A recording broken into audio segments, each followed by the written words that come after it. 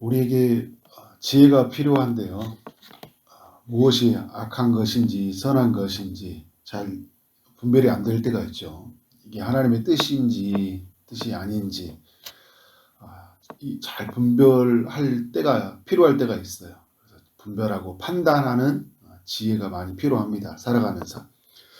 성경은 이 지혜를 알려주고 있어요. 특별히 잠언, 전도서, 아가서와 같은 책들은 심오한 지혜를 알려주고 있죠. 잠언은 곧바로 답을 제시를 해요. 아가서는 바로 큰 책 한 권을 다 읽어야지 이해할 수 있는. 근데 잠언과 전도서는 한 절 한 절이 이게 지혜를 주고 있죠. 잠언 같은 경우에는 굉장히 직설적으로 답을 줘요. 인간론적으로 무엇하면 무엇가 있다. 그런데 전도서 같은 경우에는 굉장히 모호해요. 인생을 오래 살다 보니까 그런 것 같기도 하고 아닌 것들이 있잖아요. 그죠? 그런 부분들은 모호한 게 있어요. 그런 단호한 거 있어요. 단호한 게 있는데 이제 그런 것들을 찾아가면서 하나님이 이건 반드시 해야 되는 일이구나. 어떤 데는 또 중용과 같은 게 있어요. 양쪽의 균형을 사이에서 이것도 하고 이것도 해도 되고 막 이런 것들도 있거든요. 그런 면에서 여러분 이 전도서와 같은 이 책들을 살펴보면서 인생이란 이런 거구나. 이렇게 살아야 되는구나 하는 것들을 발견해 나가길 원합니다. 오늘 7장에서도 하나님이 지혜를 구절 구절마다 알려주는데요. 몇 구절 이렇게 살펴보면서 하나님의 지혜에 대해서 우리가 묵상하는 시간이 되었으면 좋겠어요. 7장 1절, 2절을 보면 낳는 것보다 죽는 날이 그죠? 출생하는 날보다 낫다. 죽음이 태어남보다 낫다. 이런 이야기를 하고 있어요. 7장 2절도 보면 초상집에 가는 것이 잔치집에 가는 것보다 낫다. 모든 사람의 끝이 이와 같이 됨이라 산자는 이것을 그의 마음에 둘지어다. 말을 하고 있어요. 초상집, 잔치집 다 의미가 있죠. 지난주 저 토요일 날 오전에 장례식에 가고 오후에는 결혼식에 다녀온 적이 있어요. 다 의미가 있더라고요. 태어남과 죽음이 다 의미가 있죠. 그런데 여러분 오늘 말씀을 보면 초상집에 가는 것이 낫다.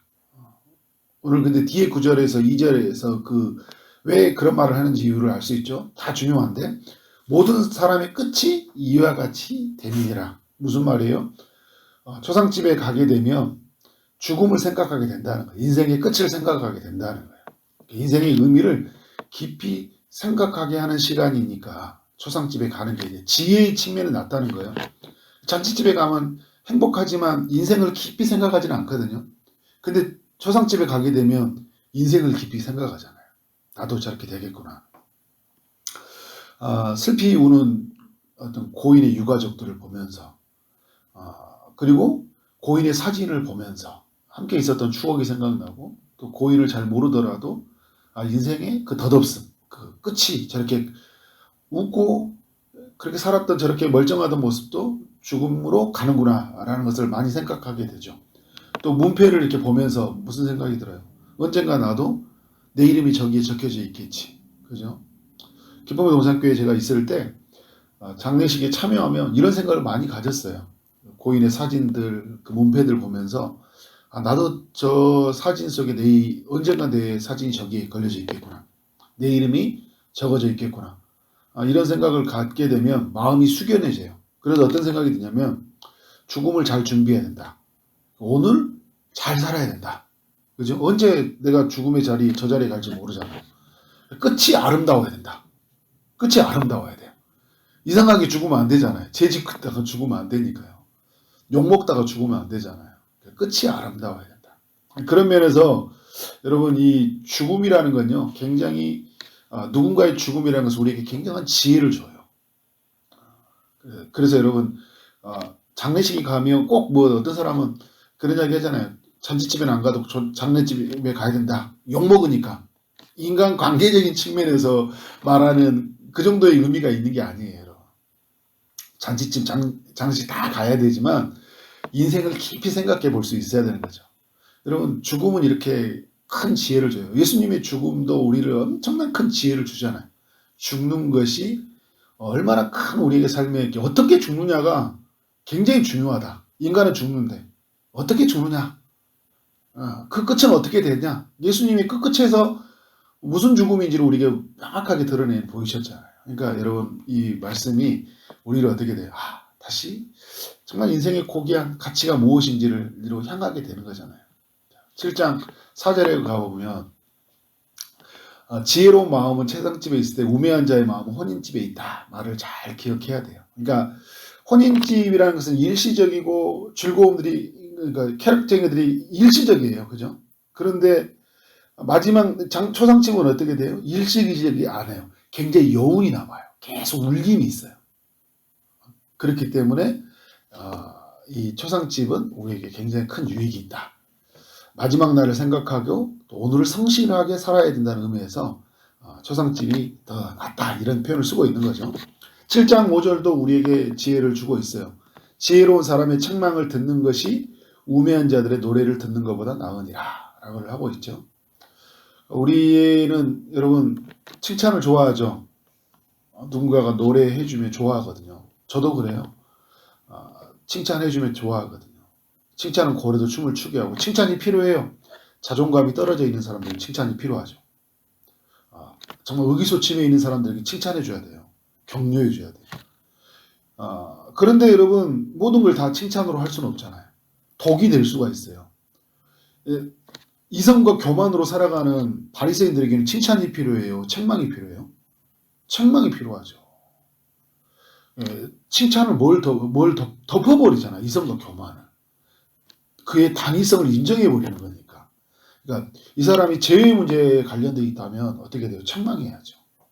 부드럽게 책망해야 되죠. 오늘 여러분 말씀해 보면 지혜로운 사람의 책망이라고 하잖아요. 뭐 샌드위치 기법이라는 이야기를 해요. 처음에는 당신은 참 존경한데 이런 바리새인과 같은 사람인데 당신은 참 말씀을 많이 하고 존경한데 내가 볼 때는 그렇지만 당신의 삶 안에서 이런 부분들은 잘못된 것 같습니다. 그리고 다시 샌드위치 답에서 마지막에는 제가 당신을 향한 존경이 계속적으로 잘 이어졌으면 좋겠습니다. 그죠? 끝에는 잘 덮었죠, 그죠? 그렇지만 중간에 핵심이 뭐예요? 당신이 그의 삶에서 돌이키길 바랍니다. 근데 막 이 독사의 자식들아 막 예수님이 막 했던 것처럼 막 하죠, 그죠? 그런 이 예수님이 보여줬던 모습이 예수님은 사랑과 공의의 선에서 어느 한쪽에도 놓치지 않았잖아요. 우리의 마음속에 사랑이라는 마음을 담고 그렇지만 공의롭게 죄의 문제를 해결해 가야 되잖아요. 그런 부분들에 우리 모두에게 지혜가 필요하다.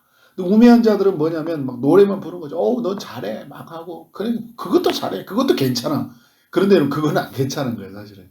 아닌 건 아닌 거잖아요. 우리 그런 부분에서 우리에게 또 지혜가 필요한 거예요. 이게 칭찬을 해야 되는지, 그죠?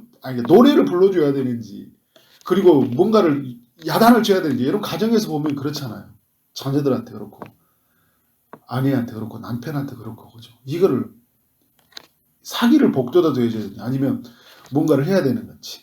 그래서 마틴 루터 아내 같은 경우 굉장히 지혜로웠죠. 남편이 의기소침해 있으니까 초상집에 옷을 입고, 그죠? 당신이 믿는 하나님은 죽는 것 같다. 굉장한 울림이 있는 책망이잖아요.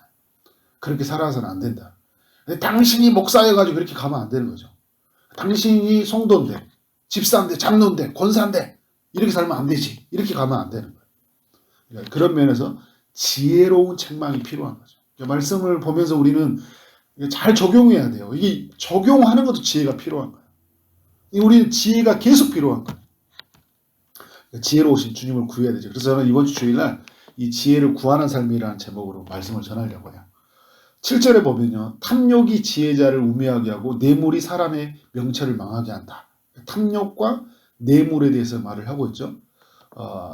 탐욕과 뇌물로 살아가는 사람을 내버려두면 어떻게 돼요?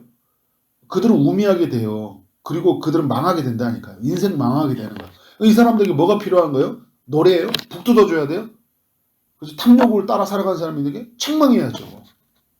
그렇게 살아서는 안 된다고 책망의 소리를 해야 되는 거예요. 그러니까 5절에 말했던 것처럼 지혜로운 사람이 책망이 필요한 거예요. 그래서 우리가 지혜가 없기 때문에 누구를 구하는 거예요? 지혜로우신 주님을 구하는 거죠. 어떻게 해야 되는지. 탐욕과 참 뇌물로 뭔가 돈을 받아야지만이 하고 돈을 줘야지 되는 세상이잖아요. 여러분 돈으로 다 해. 그래서 사람들이 하는 이야기가 그거잖아요. 돈으로 안 되는 게 하나도 없다 이야기를 하잖아요. 근데 여러분 돈으로 될까요? 안 되죠. 돈으로 다 된다 했으면 이 세상 얼마나 편해졌겠어요. 그렇지 않아요. 그런 면에서 우리에게 지혜로움이 필요하다. 8절부터 10절까지도 계속 중요한 지혜를 알려주고 있어요. 8절에 보면 일의 끝이 시작보다 낫고 참는 마음이 교만한 마음보다 낫다. 그러니까 우리가 시작이 반이다 하면서 시작해보자. 근데 중요한 이야기예요. 그런데 여러분 뭐예요? 끝까지 해야죠. 사람들이 끝까지 안 해요. 요즘에 사람들은 일단 마음에 좋은 걸 시작하는데 마지막까지 가지 않아. 교회도 뭔가 봉사하다 보면 또 마음이 흔들리면 그만 내버려 둬요. 뭐 다이어트 금방 포기하고 그죠?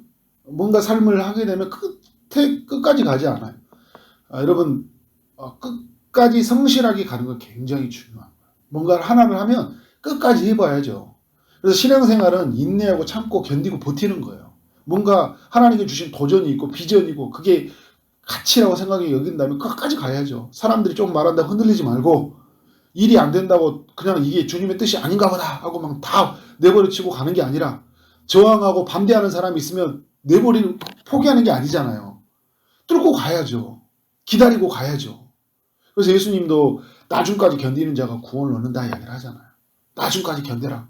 마지막까지 견디라는 거예요. 오늘 잠언은 일의 끝이 시작보다 낫다라는 이야기를 하고 있어요. 참는 마음이 교만한 마음보다 낫다. 교만해가지고 그죠? 내 생각 이미 다 판단해가지고 내가 다 정리해버리는 거예요. 그리고 내가 다 결정해버리는 거예요. 묻지도 않아요. 그때 내가 마음에 이끌리면 그냥 내 마음대로 하는 거예요. 참아야죠. 기다려야죠. 주님이 어떤 마음을 주시는지 이것이 어떻게 흘러가는지. 그래서 우리에게 참는 마음이 필요해요. 끝까지 가는 마음. 그래서 9절도 보면 급한 마음으로 뭐예요? 노를 말하지 말라. 우리가 급한 마음 때문에 얼마나 실수를 많이 해요. 마음이 급해요. 마음이 급하다 보니까 빨리 해야 돼. 그리고 내가 원하는 대로 해야 돼. 그리고 내가 원하는 대로 안 되면 막 화가 나. 빨리 해야 돼. 그죠? 화가 나. 막 뭔가 일을 하면 막 집에서 막 뭐가 안 되면 화가 나잖아요. 그죠? 일하다 보면 뭐가 안 되면 화가 나거든요. 근데 여러분 급한 마음으로 하면 일은 될지 모르지만 뭘 잃어요? 사람을 잃어요. 내 마음이 너무 불편해요. 일은 되고 목적을 이루는데 마음이 평안하지 않아. 그래서 결국은 마음의 평안을 얻고 하나님의 나라가 되기 위해서는 급한 마음을 내려놔야 해요. 누가 하시더라고요? 주님이 하시더라고요. 그래서 노를 바라죠. 급한 마음 때문에 화를 내지 말라는 거예요. 내 마음대로 안 된다고. 그래서 틴켈러 목사님이 말할 때 통제의 우상, 인정의 우상을 이야기하잖아요. 안정이 돼야 돼. 내가 생각이다. 그 인정받아야 돼요. 내가 원하는 상황대로 통제가 돼요. 그렇지 않으면 막 견디지를 못하는 이게 우리가 시대에 가지고 있는 우상의 마음이라고 하잖아요. 그래서 이것이 철저하게 우리에서 부인되고 주님의 마음으로 아버지의 마음으로 되라는 거잖아요. 아비의 마음. 아비의 마음은 뭐예요? 참는 마음이죠. 기다리는 마음. 화내지 않는 부드러운 마음이잖아요. 친절하다. 사랑은 그죠? 온유하며 오래 참고 그죠? 이런 말씀을 다 했죠. 갑자기 생각이 안 나요. 자, 10절에 옛날이 오늘보다 나음이 어찌미냐 하지 말라. 이렇게 묻는 것이 지혜가 아니니라. 옛날에만 머무르지 말라. 제 아내가 맨날 하는 소리예요. 옛날이 좋았다. 옛날에 이러지 말라. 그러니까 그러면 옛날 이야기를 하지 말라는 이야기는 아니거든요. 그러니까 과거의 성공에만 붙들려 있으면서 무슨 말 하냐면 자꾸 옛날 이야기 하면서 옛날 우리 교회는 이렇지 않았는데 목사님 이렇지 않았는데 옛날의 교회는요 아주 뜨거웠어요. 지금은 뭐예요? 지금 뜨거워지도록 갈망해야 되잖아요. 그죠? 옛날에는 늘 처음에 옛날에 막 우리 교회는 뭐 엄청났어요. 너무 재밌었어요. 그렇죠. 근데 그때도 힘든 게 있었어요. 사실은요. 힘든 게 있었는데 사람은요. 그때 좋은 것만 기억하고 있는 거거든요. 그러니까 우리는 뭐냐면 그래서 옛날이 오늘보다 낫다는 것은 그건 지혜롭지 못하다는 거예요. 옛날에 있었던 것들 기억을 반면교사 타산지석을 삼되 그때에 머물러 있는 것이 아니라 오늘을 어떻게 사냐가 굉장히 중요한 거예요. 신앙생활은 오늘이에요. 내일을 바라보면서 그 약속을 오늘로 가지고 와서 사는 거예요. 과거의 기억을 가지고 와서 오늘로 반면교사, 타산지석, 나쁜 것은 나쁜 것대로 교훈을 삼고 좋은 것은 좋은 대로 교훈을 삼아서 오늘을 사는 거예요. 그게 지혜로운 사람이에요. 오늘 전도서는 이후에 계속 이야기를 하고 있잖아요. 그래서 지혜는 유산같이 아름답고 햇빛을 보는 자에게 유익하다. 그래서 뒤에 보면 12절은 지혜는 돈보다 더 돈처럼 굉장히 유익하다. 막 이런 이야기를 하고 있어요. 지혜의 힘을 노래하고 있는 거죠. 우리 삶에 뭐가 필요해요? 지혜가 필요하다. 오늘 말씀을 봐도 순간순간 우리의 삶에 얼마나 지혜가 필요하다는 것을 보게 됩니다. 그러한 지혜로 사는 여러분 삶 되어지기를 주님의 이름으로 축원합니다. 아멘. 기도하도록 하겠습니다. 하나님 아버지, 전도서 7장을 통하여 우리 모두에게 은혜를 주셔서 감사합니다. 한 절 한 절이 하나님의 그 지혜가 담겨 있음을 보게 됩니다. 주님, 이 지혜로 살아가는 우리의 삶이 될 수 있도록 인도하여 주옵소서. 우리의 삶을 끝에서 볼 수 있는 지혜를 허락하여 주시고, 책망의 말을 들을 때 겸손한 마음으로 들을 수 있는 그런 마음을 허락하여 주옵소서. 끝까지 인내함으로 정말 성실하게 살아가는 우리의 삶이 되도록 인도하여 주옵소서. 급한 마음으로 살지 않게 하시고, 과거에 머물러 있지 않고 정말 오늘을 하나님 믿음으로 살아가는, 성실하게 하루를 살아가는 하나님 믿음의 성도들이 되도록 인도하여 주옵소서. 오늘도 주의 응답을 기다리는 이들에게 찾아가셔서 은혜를 베풀어 주시길 원합니다. 육체의 아픔 중에 있는 이들에게 치료를 베풀어 주시고, 취업을 준비하고 결혼을 준비하고 임신을 준비하고 출산을 준비하는 모든 이들에게 하나님의 인도하심이 있기를 원합니다. 오늘 주어진 일 최선을 다해 일하게 하시고, 또 만나는 모든 사람들에게 주의 사랑이 흘러가는 하루 되게 하여 주옵소서. 하나님의 지혜가 우리 모두를 통해 드러나기를 소망합니다. 설립 예배를 앞두고 있습니다. 설립 예배를 통해서 하나님의 살아계신 우리 교회 가운데 충만하게 드러나게 하시고, 교회의 주인 되신 주님 앞에 우리 모든 삶이 언제히 나아가도록 역사하여 주옵소서. 오늘도 우리 가운데 함께 하신 하나님을 찬양합니다. 예수 그리스도의 이름으로 기도를 쌓옵나이다. 아멘.